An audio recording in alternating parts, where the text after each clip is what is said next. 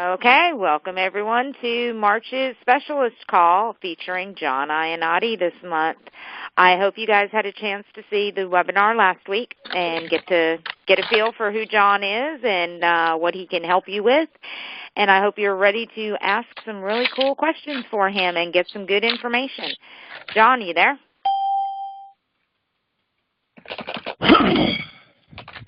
James. Hi, James. Let's see. Hello. Oh, I didn't expect a live person. Well, we're still getting people signed in here. I'm waiting for Jon. He should be on here in just a second.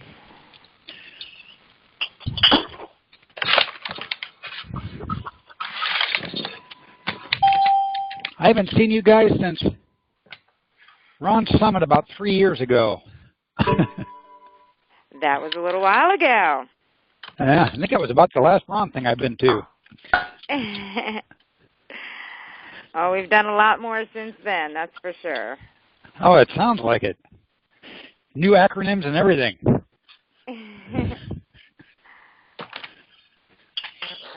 Jon, you there?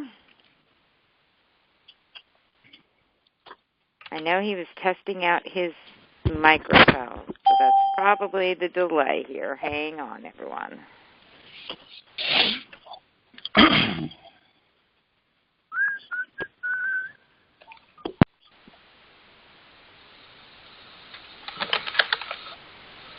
Jon, you there?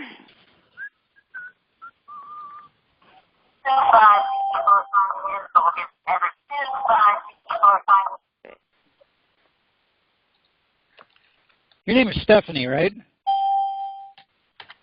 Nope, I'm Elsa. With Elsa. Oh, Elsa, you're the VA lady.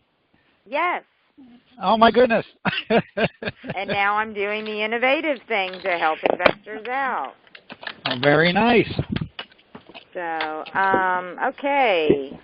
Can you hear me now? Looks like Jon's having a little issue, so we'll give him here just a second.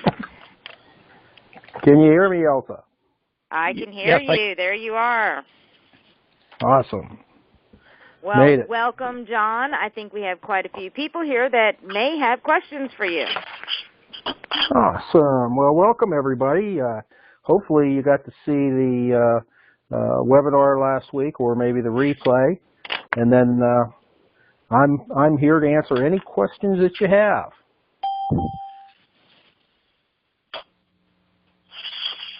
Come on, nobody has any questions on their deals?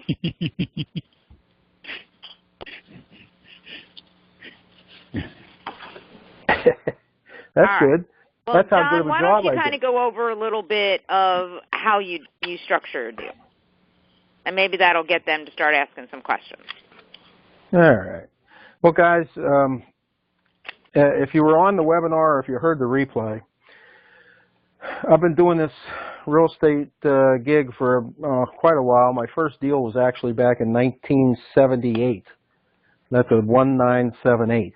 And, you know, we've done well over 3,000 of these ourselves and 8,000 with our team. So, you know, we've seen a lot of ups and downs in the market. We've seen a lot of cycles. And what makes us different than most people out there is that we've learned how to, you know, adjust and go with whatever's working in the market today. So the past 10 years has been a combination of when the crash hit, we had all kinds of motivated sellers. And we created a system that we call agreeable contract terms, which is ACT. And then probably, I'd say around 2012, somewhere in there, the market changed again and became a seller's market where they want cash, full retail price, or more than retail price. So we had to adjust what we do again. And we created a program called REACT, which is reverse engineered agreeable contract terms. Now, one of the first things I want to let you know right off the bat is everybody gets hung up on that word terms. Now, terms to us is the terms of the deal. Now, terms can be creative. They can be a buyer with a loan, and they can be a buyer with cash. They could be private money, hard money, all that good stuff. So don't get hung up on the word terms, because in today's real world, most of the biggest term we're using right now is cash followed by an end user getting a loan. So those are the two biggest terms we're doing in today's real world, followed probably by private money, and then creative terms. So what we do is I go after every single lead that comes in our office. You know, everybody else teaches you to go after that motivated seller, the 65 cents on the dollar deal, the needle in the haystack in today's real world, and, you know, get yourself some money so you can go out and buy yourself a junker and fix it up, that kind of stuff. Well, there's easier ways of doing the business where you don't have to do all that, because everybody and their brother's chasing that motivated seller, including us. So it's not that we're not wanting motivated sellers, because they're the best seller in the world. They're just few and far between in today's real world. The majority of leads that we find today are non-motivated sellers. So we had to figure out how to work those leads, and that's what we do. So every single lead that comes in our office, we try to get an agreement to buy it for cash for whatever price the seller wants, and then we go to work finding the funding for the deal. And again, that's something else we changed. We don't call our end users buyers or tenant buyers. We call anybody who brings money to the table a funder. So it could be private money, hard money, IRA money, buyer with a loan, buyer with cash, tenant buyer. All those sources fund our deals. And again, the deals that are out there, the majority of the deals that are out there today are pretty much retail. So we have to create our spread in the deal. And I'll give you a quick example. This is the easiest way to explain how we do things. And that is, you have a $100,000 house. You get a $100,000 agreement to buy it. You find a funder with $100,000 who wants to buy it, and then you make money. And you're probably wondering, how do you make money? Well, that's where the reverse engineering comes in. You go back to your seller and you say, Mr. Seller, good news, bad news. Good news is I have funding to close the deal. However, I don't have all of it. Is there any way you can come down on your price so that we can get this thing closed? Now, on a $100,000 property, if he comes down 5%, that's $5,000. You just created a $5,000 paycheck for yourself. Now, you're not done. Now you go back to your funder and you say, Mr. Funder, we're close. And I can get this thing closed pretty quick if we can come up a little bit on the price. So my investor partners on this deal are looking for a little more. Is there any way you can come up? And if he comes up 5%, that's another $5,000. So now you just made $10,000 on a deal that had absolutely nothing in it, and every other investor in the country is walking away from. So competition is non-existent, and the number of these leads out there are infinite, and that's how you can do 8,000 deals. Now, that's a simple example on a $100,000 deal. What if you add another zero to that, and it's $1 million house? Well, instead of making $5,000 on each end, you just made $50,000 on each end. That's $100,000 that you created out of thin air. Not bad. So is that going to generate some questions now?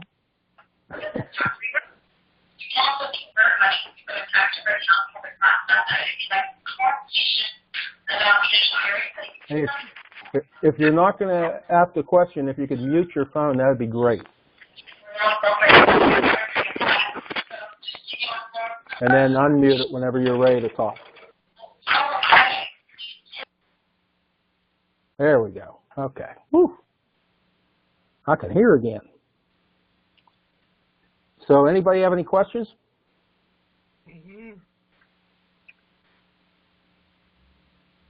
Come on, no one has any questions on any of the deals you've got going or leads you might have?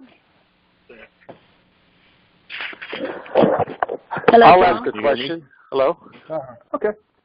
Go ahead. Hello, yes. Can you guys hear me? This is Jeff in Houston. Hi. Hey, Jeff. How you doing? Oh, real good, thanks. So on the example you just gave, how do you keep from losing your earnest money if the seller just won't come down? Do you have it tied up, and has it gone hard already on the earnest money? Why do you have to put earnest money down? See, Okay, we don't put earnest money down because the reason you put earnest money down, that's something that was created by agents, like light years in the past. That's another stream of income. And we make so many offers. Like I said, if I get 100 leads into the office, I'm making 100 offers. I can't put $10,000, $20,000 on every single one of those. It's just not going to happen. So what we tell our seller is, look, here's what we'll do. We'll take an agreement to buy the property for your price, and we will submit that agreement to our funding sources for approval. Now, my funding sources are going to do one of four things. They're going to fund it at full face value. They're going to fund it at less than face value. They may want to do some creative terms. Or they're going to say, you know what, John, we're not interested in funding this deal. Whatever my funders want to do, I'm going to bring back to you, and you get final approval. Now, they're going to say, but what if somebody else can close before you? No problem. You just let me know that, and I will send you over a cancellation agreement. And what it does is, if John Doe is wanting to buy, and he shows up on your doorstep with a bag full of cash, and he can close, you sign that cancellation agreement, you put John Doe's name on there, and I'm out of the deal. Now, if John Doe closes, you win, I lose, no cost to you because I can't charge you anything because I'm trying to buy. And if John Doe doesn't close, then it's written into that cancellation agreement that my agreement picks back up again with no loss in time, and I continue to look for my funding source. So you have nothing to lose, Mr. Seller. I see. So these are primarily seller leads that you generate from marketing. They're not necessarily REOs or MLS properties. That's correct. My 100% of my sellers are from FSBOs. I see. I want to deal specifically with the seller. I don't want to deal with the banks because if I got to deal with the banks, I got to deal with agents. And if I got to deal with agents, they don't understand what we do, and the deal's going to go south. And the other thing I do, Jeff, is that everybody else will teach you to go after the houses first. I teach go after the funding first. Find the people who can fund the deals for you first, because they're gonna tell you what they can do as far as pricing and terms, and they're gonna tell you what kind of house they want and where they want it. Okay. Now you go shopping for the houses in those neighborhoods, and it's real easy to go shopping because all you do is you go looking for FSBOs. Because the great thing about FSBO is every one of them has a house for sale. Yeah, that's true. And so you just sort of, you're just basically filling an order. You're sort of taking orders from buyers and then going out there and finding what they want and getting the property locked up in a contract from these FSBO sellers. So they're bound to sell and you're bound to buy, but you have the flexibility of coming back to them and saying, well, this is what my buyer will do on this. And this is what my funder will do. See, I don't want to say buyer, because if I say buyer, now I'm sounding like I'm an agent. I see. And I'm not acting as an agent. I'm acting as a buyer, because on the agreement to buy with the seller, my entities are listed on there as the buyer. And I want to close every single deal that I get under agreement with a seller, but the reality of it is I'm not going to close everything. I tell the agents the same thing. I said, have you ever sold everything on the MLS? No. Well, what makes me think I'm going to sell everything that I get under agreement? Right.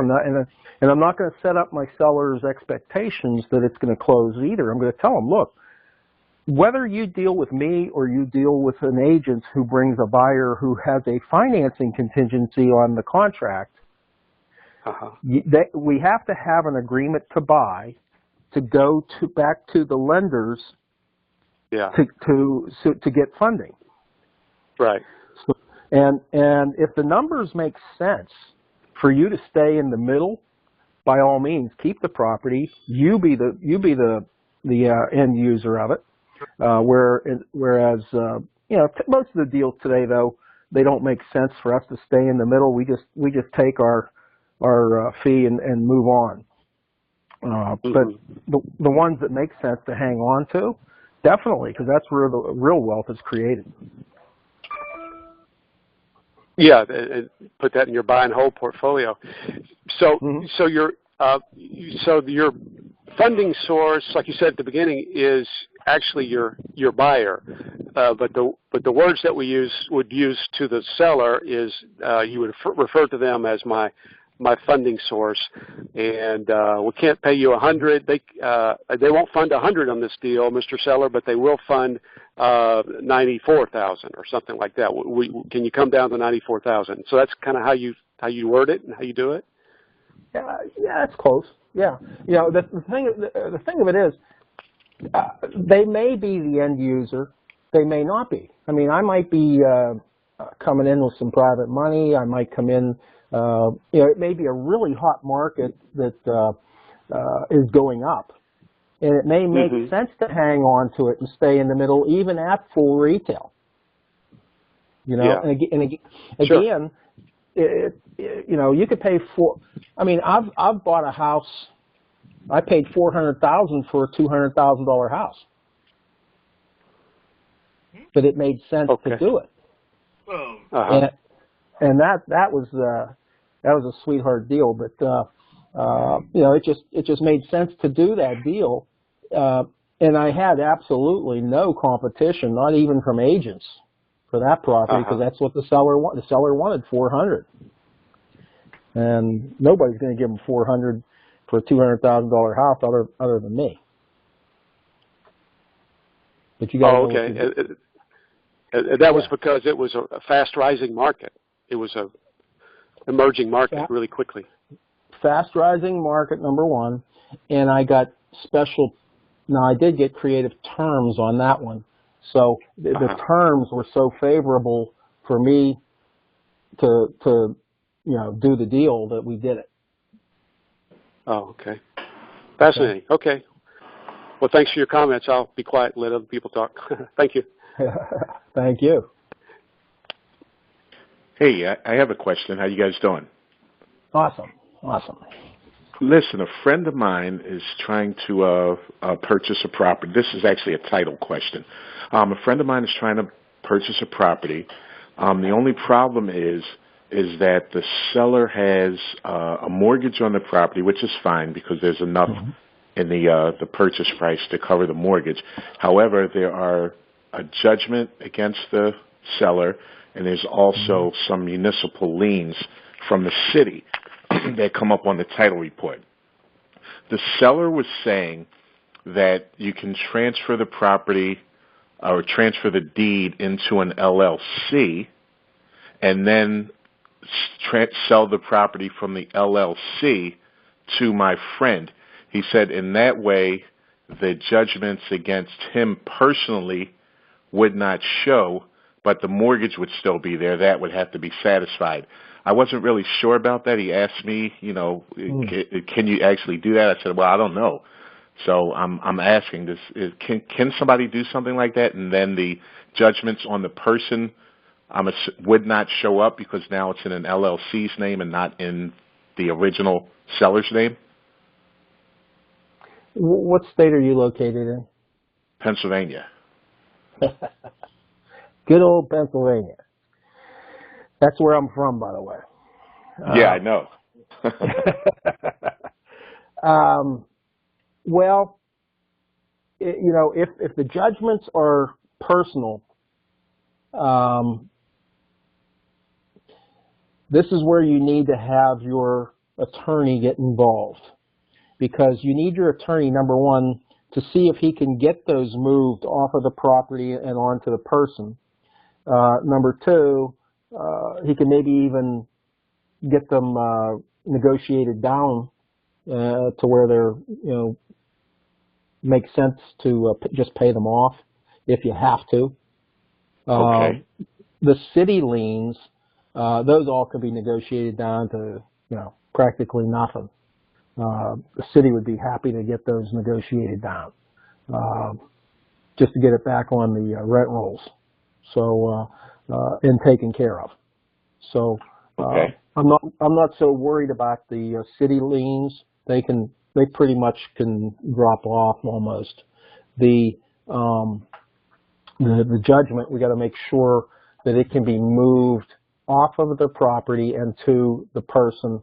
Now he can also put that into a land trust, and because he can do that for estate planning purposes, and then I believe the judgments would stay on him personally. I'm not sure 100%, but I would check with your attorney to see what they think is the best route. But there's something there. Are you saying the seller can put the property into a land trust? You were saying? Yeah, he can transfer it into a land trust. The only thing with Pennsylvania is, with a land trust, we have to disclose the trustee and the beneficial interest. So you do that on a form and file it with the county, and then you fire the trustee and you fire you change the beneficial interest, and that's just a piece of paper that gets recorded in your filing cabinet, not the county's.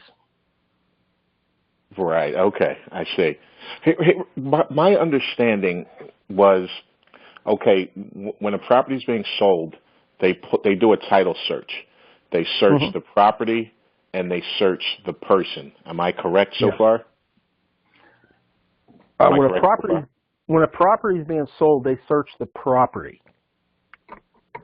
Okay, because when the title report came back, they had judgments on the seller himself and the mortgage on the property.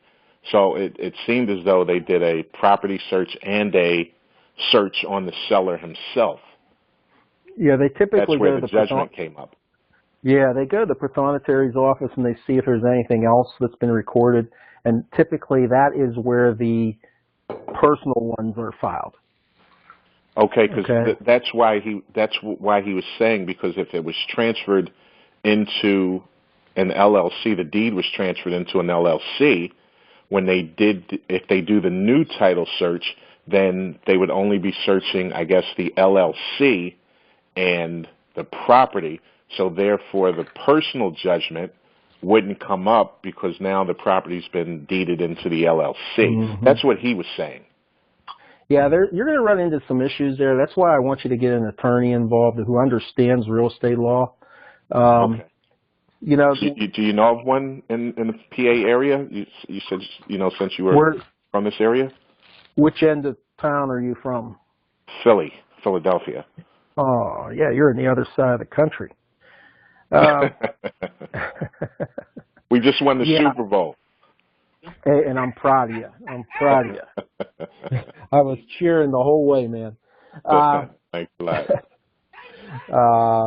I don't personally know one over there. You could, I can get Elsa to get you my attorney's firm he's in Butler, up north of Pittsburgh. They can do They can do the whole state. So he may have somebody he can refer to you, or they may do it. But if by transferring it out of the owner's name today and doing all that stuff, you're going to create a title issue, and he's probably going to have to file what they call a quiet title, and that would then quiet the issue of the judgments and move and legally kind of slide them over to the seller personally. Okay. All right. And an attorney would have to do that. That would be the best way to do it. Oh yeah. Let the pros do what they do. Okay. All right. Fantastic. And you said who would be able to give me your attorneys or the attorney you used to use? Elsa can get that. I still use them. Elsa can get that information for you. Okay. Thank you. Okay. Anybody else? Hello, this is Emily from Philadelphia. Hey, Emily, how you doing? Good. How are you, John? Just another wonderful day in paradise. That's awesome.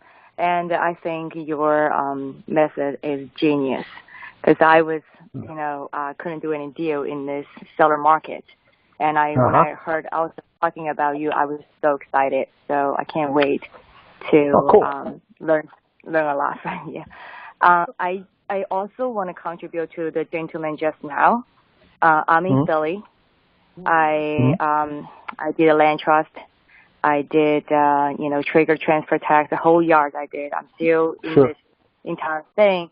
So I do have real estate lawyer to do quiet title, and at least I can, give him referral to two different real estate lawyers. Maybe he can help him with his situation.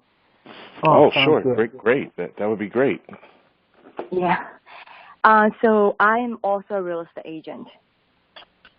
Okay. So your method sounds like basically signing exclusive listing because as a real estate agent, we tie up their property for 6 months without giving them anything anyway.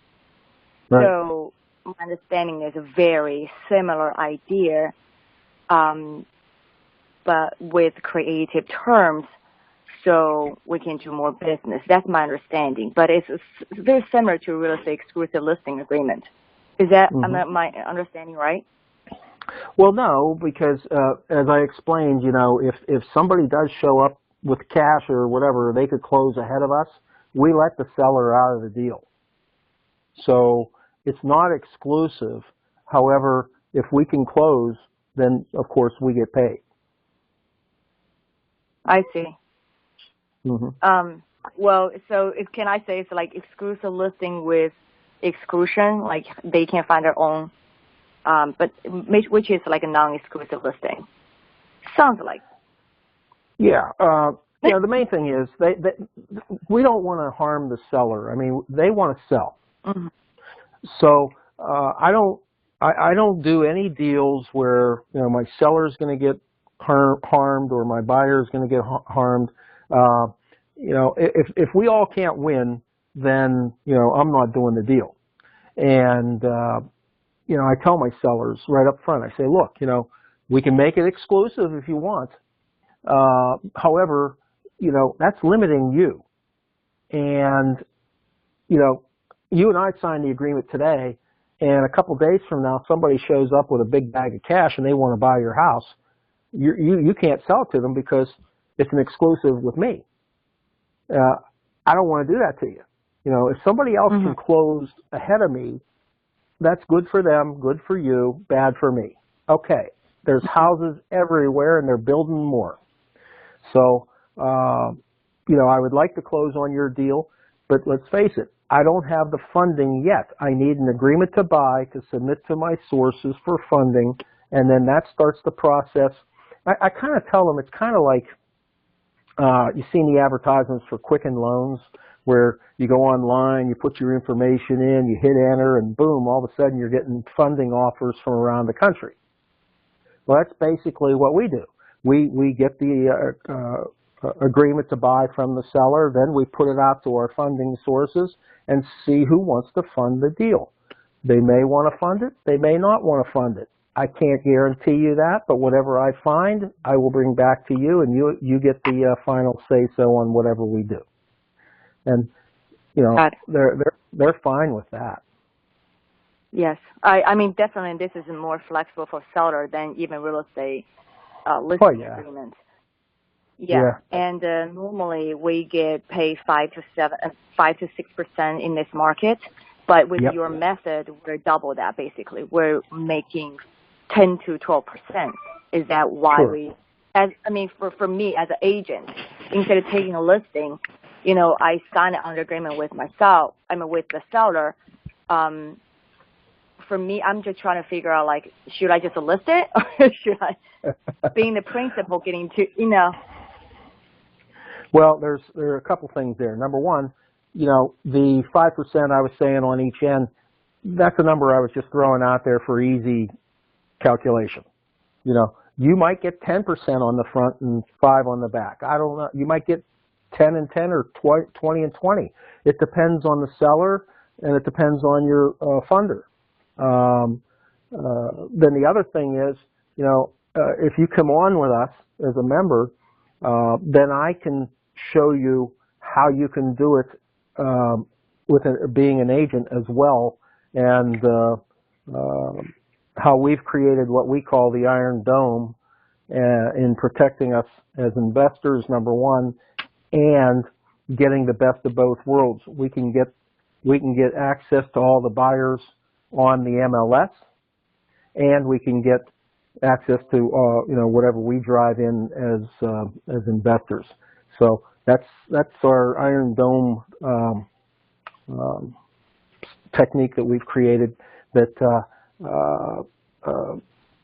I need to have a lot more time to get into that with you than this call. Gotcha. I really appreciate that information. So sure. One more question about continue what I'm asking. If I signed a sales agreement with the seller and I become the principal in this deal, and then if I record a memorandum of sales and notarize it, and can I at that point put this on MLS? Again, we're getting into all the intricacies of the Iron Dome. And the short answer is yes, but there's a lot more to it. Gotcha. Gotcha. And your method will use to commercial, residential, multifamily. Doesn't matter what type of property, correct? It doesn't matter what type of property. I actually have one member who does this with motor homes. Wow.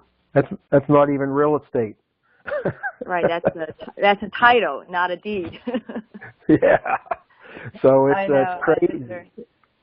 Yeah. Crazy. And another question, you probably don't even care about how the house looks like, what the structure problem is. You don't even do any inspection. You don't spend any money on that property, correct? My understanding right now. Absolutely right. I could care less what it looks like unless the numbers in the beginning look like, hey, this might be something we're going to hang on to. At that point, then I do want to see some pictures, and I do want to see, more of the mechanicals and all that kind of stuff. And I'll send somebody in there, and typically what they do is they just get me on Skype, and they say, oh, here's the foundation, here's the chimney, you know, that kind of stuff. And then I can make a decision by video instead of just guessing in the dark. That's awesome, because right now I have a dilemma. Should I list that property? It's a mixed-use property. Mm-hmm. Should I list it? Mm-hmm. Should I sign it? So that's why. This is really great information. I'm going to wait until the end when you tell me your price. Okay. Okay, thank you, Jon. Sure, thank you. Oh, before she goes, how can I get in contact with you to get the information for the lawyers? You said you had some in Philly. Yes. I don't know. Is it proper for me to give the phone number right now, or should I email Elsa? Elsa, I don't know what's the proper way to do it. Probably. Well, what you could do is, if you guys want, you can both email me, and then I'll introduce you guys that way. So you guys can email me at info@innovative.reinvestors.com. Innovative RE-investors, plural? Correct. .com. Okay, fantastic. Investors. Okay, I got it. I'm emailing you right now, Elsa. And your name again was? I'm sorry. Emily. Kimberly? Emily. I'm sorry. Emily. Okay, fantastic. I'm Andre, Emily. Nice to meet you. Your name is? Andre. Andre. Okay, nice to meet you. Awesome. Yeah, that's the best way to handle it, guys. Thank you. This is James from D.C. Could I ask one question, please? Yeah, you sure you just want one? One may do it. It's real simple. It's real simple. Now, your system works with single family. Does it work with multi-units as well? Yes. Okay. Yeah, it works with commercial. It works with multis.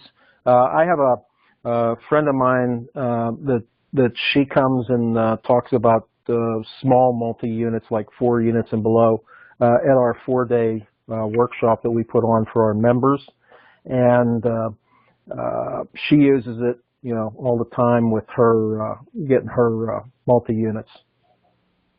Great. Okay. Thank you. Yes, sir. You know, and the key to the whole thing, guys, is you know, it's going to take some practice in getting the verbiage down, and I call it selling it to the seller and selling it to your funder that, you know, this is the best route to go. And if you can you know, master that, you know, it's endless, the possibilities. Now, you're going to make mistakes. There's no two ways about it. We made mistakes, lots of them. In fact, when we finally made the move to Florida, I went into our storage room and I had a bookshelf there. It had 4 shelves on it, 3 foot wide, and there were manila folders just stuffed on these shelves end to end. And those were all the deals that we didn't do anything with. And I started pulling those out, and I started looking at them. I said, oh, Steph, we could have done this. Oh, look at this one. We could have done that. Oh, we could have done it. You don't know what you don't know. And she said, throw them away, Jon. And I said, do you realize how much money we passed up because we didn't think enough outside the box? And she said, throw them away, Jon. So, yeah, I mean, there had to be thousands of them in there that we didn't actually do anything with. I mean, we've done thousands of deals, but there's probably just as many that, you know, we didn't do anything with because we didn't know what we didn't know. And over the years, we've taken everything that we've learned and molded it into what we're doing for the past probably let's see, I'd say for the last 15 years at least. And, you know, we didn't give it, you know, act or react or cats. We didn't do. We were just doing them. And then finally we decided, all right, we got to start telling people about this because this is really working good. And that's when we came up with the acronyms and started letting other people know what we do. I got to tell you guys, we've probably every single program out there we have purchased. Last count, we're close to $400,000 in programs. So was it worth it spending all that money? Yes, because we got golden nuggets out of every single one of them. Am I telling you to go out and spend $400,000? Well, maybe with us. No. Just kidding. You don't have to spend all that money. That's the beauty of what we've put together. It's a lifetime membership. You pay once, you're in. And if today we're doing React, great. If tomorrow we're doing short sales again, you'll get the training on that. You know, so I mean, it's we saw that. We were in the seminar world for a long time. We saw how it works, and we're like, if we ever do this, we're going to do it differently, and you know, not kill everybody and take every penny they have. We want to make people successful, and that's what we've created, and that's what we're striving to do. Not everybody's successful because not everybody's going to go out and do everything that needs to be done. This is a business. You're going to have to work it. You know, I always like to say, the system works if you work the system. So if you do a couple deals or get a couple agreements and nothing happens, you say, I just lost that money. Well, then shame on you, because number one, you've got to keep going and you've got to keep pushing because it's a numbers game. And number two, it's a lifetime membership. Why would you give it up? I mean, stay in. You know, okay, so you drop out today and you want to start up 5 years from now. Okay, you're still in. You know, you just go in and check out the website and see what's new in there and see what we're doing today and get retrained. And there it is. You don't have to pay any more. So it's a wonderful thing for all our members. Hey, John. Yes. Hello. Yeah, hi, this is Dennis from the Philly area also. Apparently you got a big following in Philly. Yeah, apparently.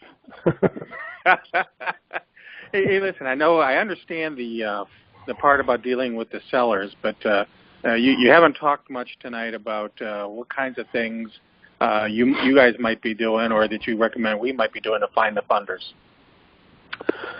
Okay, well, the funders, most everything today is done online, and Elsa can help you out with that. She's got some girls who can do all kinds of online marketing, and you know, put the ads out there to draw in your funder buyers.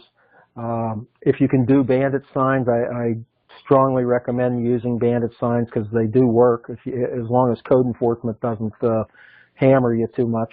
And we've even come up with a couple of new signs that I call them my top secret signs that code enforcement doesn't even pay attention to, but it still brings in the funders.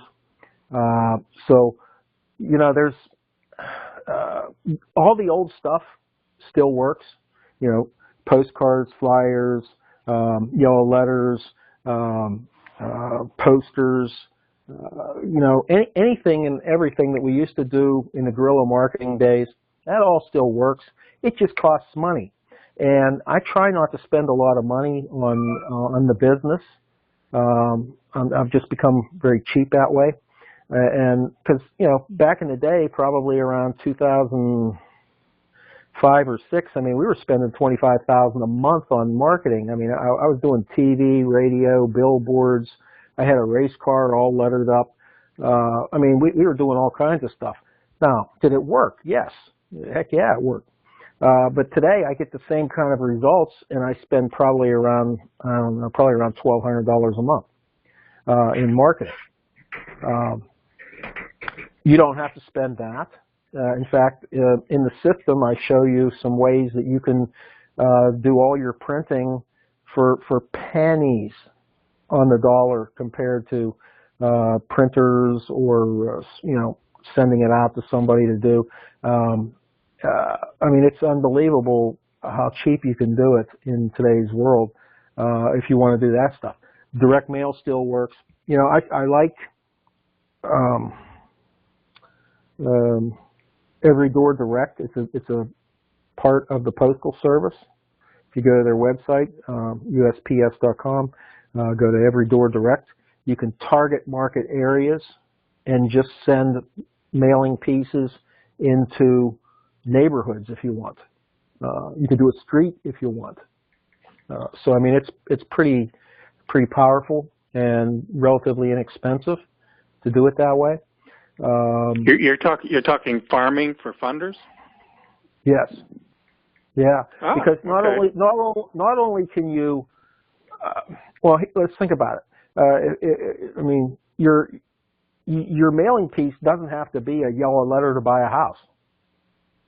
Your mailing piece could be, are you looking for your new home? Are you looking for, we have executive homes available, or we have rent-to-own homes available. And again, your message in your marketing is going to dictate what kind of a funder you're driving in.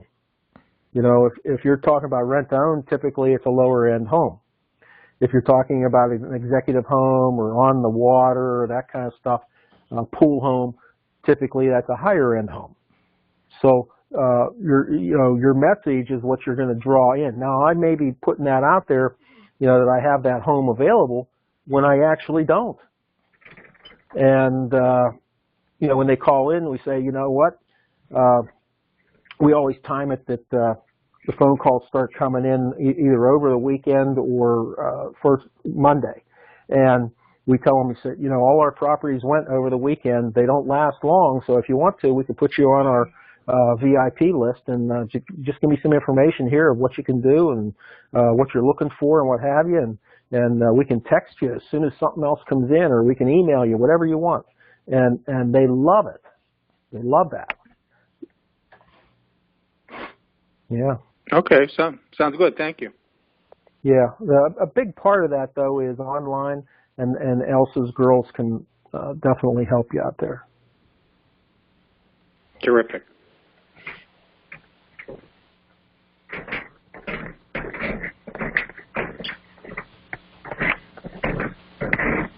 What other questions we got for Jon tonight?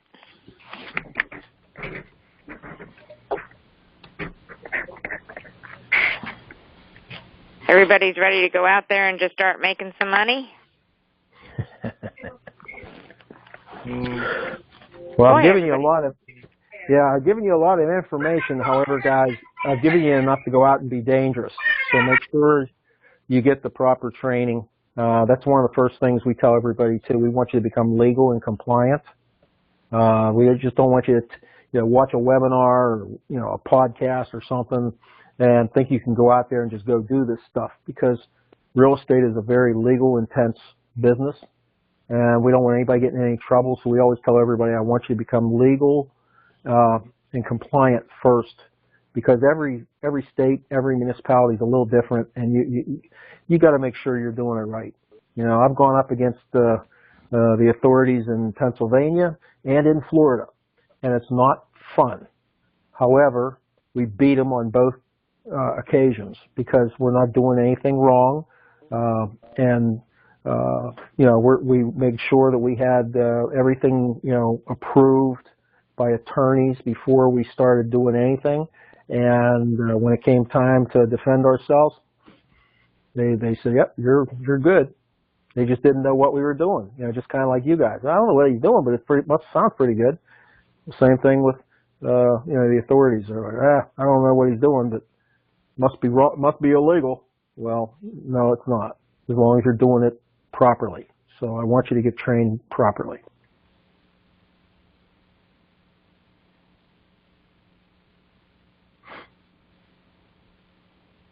I thought maybe that would generate a question. Well, and on the Innovative RE Investors website, we have some of the training videos where Jon does talk about becoming legal and compliant and the importance and how to and all of that. So take advantage of that as well. Cool. There's a lot of training videos of Jon on there, as well as others.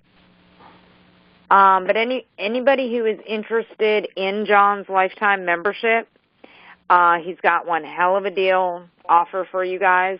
You would just need to go to buyreact.com in order to sign up for it. Jon, do you want to tell them what the offer was on that? Oh, I got killed for making that offer. I got hammered. That's you on that one. I got hammered. Well, I've never done it, guys, and that's why. And that's not a sales pitch. I've never done this before. This offer, but you know, if you go to our website, buyreactnow.com, you're going to pay $6,000 for a lifetime membership, and at $6,000, that's a heck of a deal.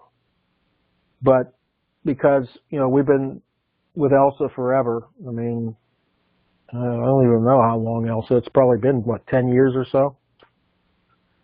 Just about. I was working with your students first. Yeah. And then, since we've made this partnership with Elsa, we've kind of taken her under our wing, and she takes us under her wing. And the deal is, you can go to our site, you can pay $6,000 for the lifetime membership, or, and I think I'm going to just hold this for another, let's see, what's today, Tuesday? Yeah. You got till Thursday for this deal, guys, because I know I'm going to get hammered again tonight because I'm making it. But you get the lifetime membership for $19.97. So for under $2,000, you're getting a lifetime membership with us. And, part of that is you have questions. You get an email that you can email questions to, and I answer those emails. No other guru out there does that. I will answer the emails. Now, the only time I won't is if I'm on stage or I'm traveling or whatever. But 98% of the time, it's going to be me answering those emails. Nobody else does that. You pay extra for all this stuff. And, again, you've got till Thursday. No monthly fees. What's that? And no monthly fees. It's that one-time fee.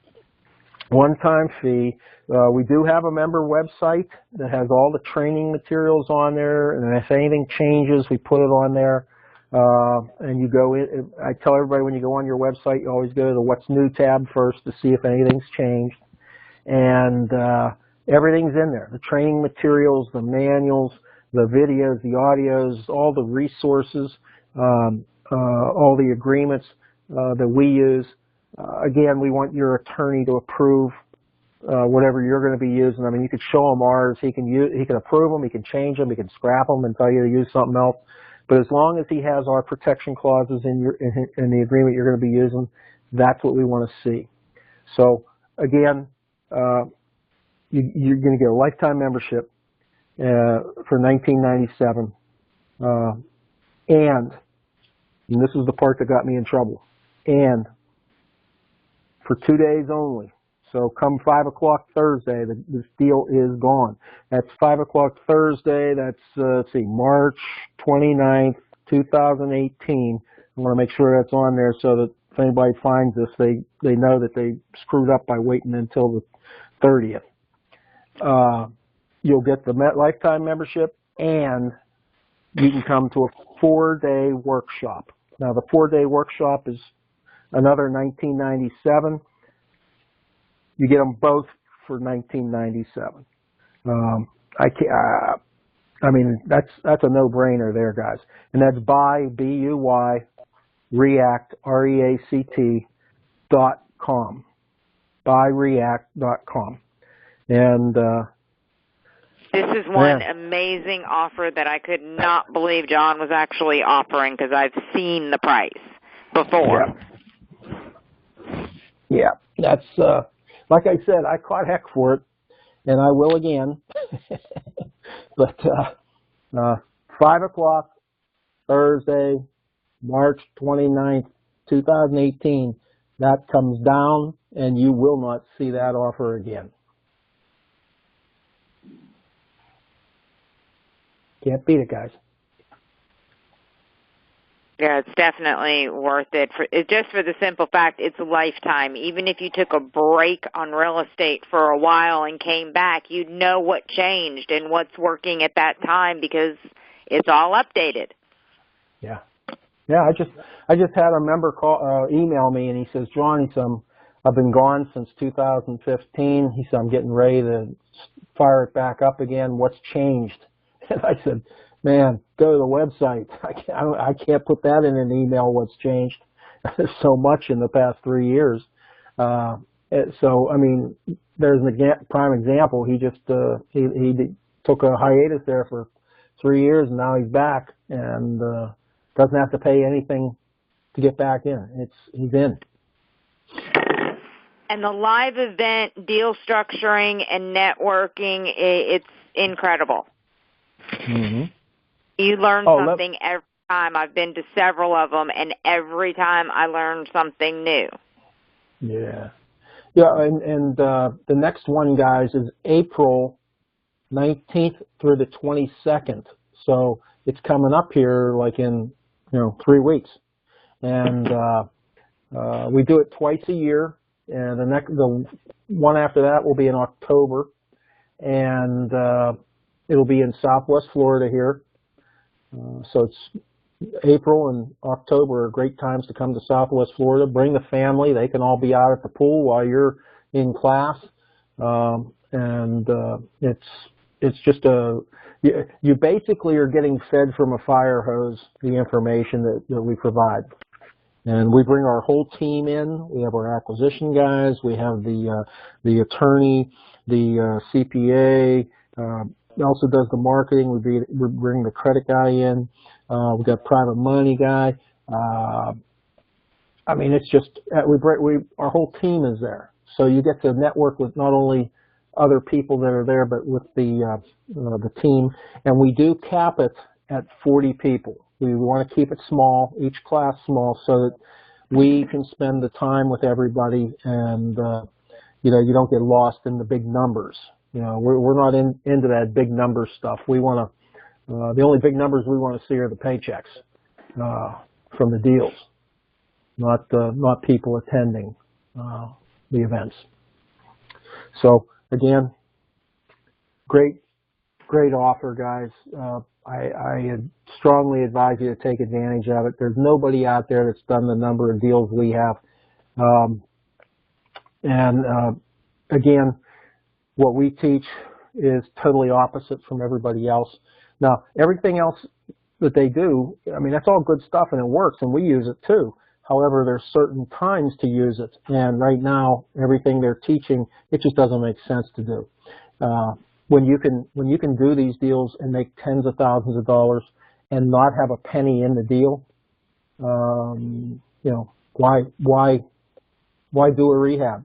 Why buy a property where you got to put some money into it to fix it up? Why do all that? You don't have to. Worst thing in the world I want to do is spend money on real estate. But I tell everybody I don't want to own any more real estate. But I do want to control the world. So think about that for a second.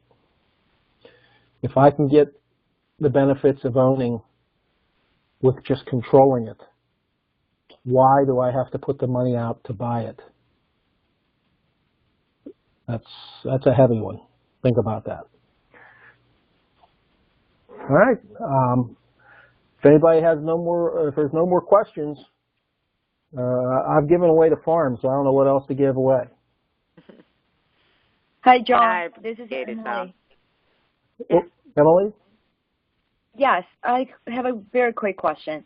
If we have questions about the event or anything, where do we find information or who should we contact?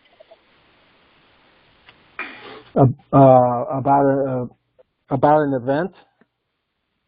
Yeah, for example, if I cannot make, April 19th, 22nd, would the office still open October? Yeah. You get to come to one of the events, and that's it could be April, it could be October. I don't care which one because everybody has schedules, and you can only come to whatever you can come to. But who would you contact? Once you're a member, then you get all kind of email addresses to contact us if you're submitting deals to us to partner on, or if you're asking questions of me, or if you need information about like the event and all that stuff. You'll get different emails so that we can get answers to you as quick as possible, because that seems to be the quickest way to get back to people. And you get all that. Yeah, and if I want to join this adventure with my boyfriend, how does he join us, or how many membership? As long as you guys are partners, legal partners as far as the business or married or whatever, then I have no problem with that. Thank you. Yeah. Yeah, and when you come to the event, you're allowed to bring your partner, so. That's great. That's really great. Thank you. Sure. All right, everyone. I really appreciate everyone being on tonight, and thank you, Jon, for answering the questions for people and helping them understand a little bit more. If you can, take advantage of his offer. I fully recommend it, and I only recommend people that I trust in the investing world, and Jon is definitely one of those. So if you can take advantage, absolutely do it. It's worth it. Awesome. And thank you again, Jon. Well, thank you, dear. It's been a pleasure doing both the webinar and the call, and who knows, maybe we'll do this again in the future. Absolutely. All right. Good night, everybody. All right. Night.